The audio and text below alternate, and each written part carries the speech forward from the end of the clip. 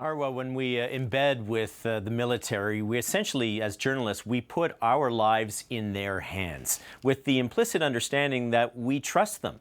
And I wonder, as I was watching that story, it's an incredible story and a harrowing experience that you had. Was there a moment where you began to lose trust that these people actually could protect you? Well, I think it's not so much that you place your trust in the hands of the military unit that you're embedding with. You do that recognizing that at the end of the day, you are yourself responsible for your own security. Yes, they are the ones with the guns, but ultimately we do go into these areas and we tell the soldiers this too. You know, at the end of the day, we are responsible for ourselves. That being said, there were moments throughout that entire experience where not just I myself, but the soldiers and the civilians themselves began to doubt as to whether or not the military unit we were with were going to be able to hold ISIS off any longer, because they were running out of ammunition. ISIS fighters were pushing ever closer and reinforcements were struggling to arrive. In fact, on a number of occasions, the units that were meant to be sent forward as reinforcements themselves were ambushed. I wonder, Arwa, too, you talk about, use the word doubt. Did you begin to have your doubts? Did you begin to second guess your plan? Did you begin to wonder, had you made mistakes in agreeing to this, or second guessing your whole approach to that assignment?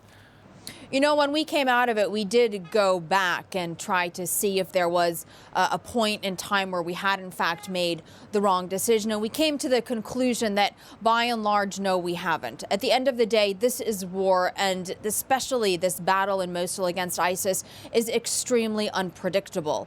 The big takeaway from all of this, though, and this was quite interesting, was that it seems that everyone underestimated ISIS's capabilities in eastern Mosul, because the intelligence that we had, the intelligence that the U.S., the coalition had, that the Iraqi security forces had, were that ISIS had mostly moved the bulk of its fighters to the west.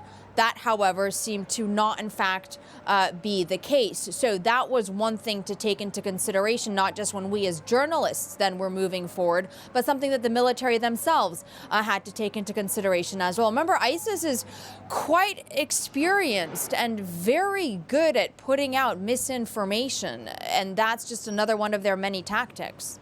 You know, Arwa, the question that's asked of journalists so often, especially journalists that have gone through an experience like yourself, is the classic one, which is, was it worth it? How do you answer that?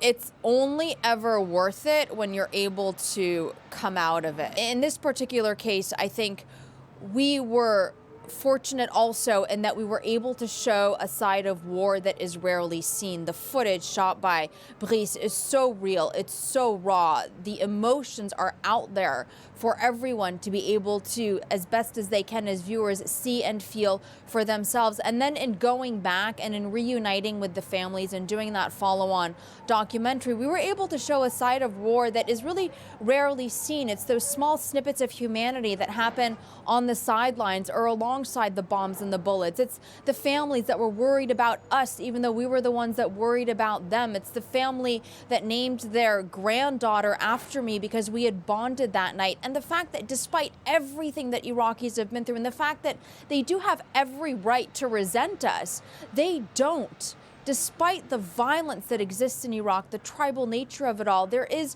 a true purity to the kindness of its people, and that's also what we were able to show. And I think that's just as important for viewers to see and understand. Arwa, great work for you and Brice. Thanks so much for your time. Thank you.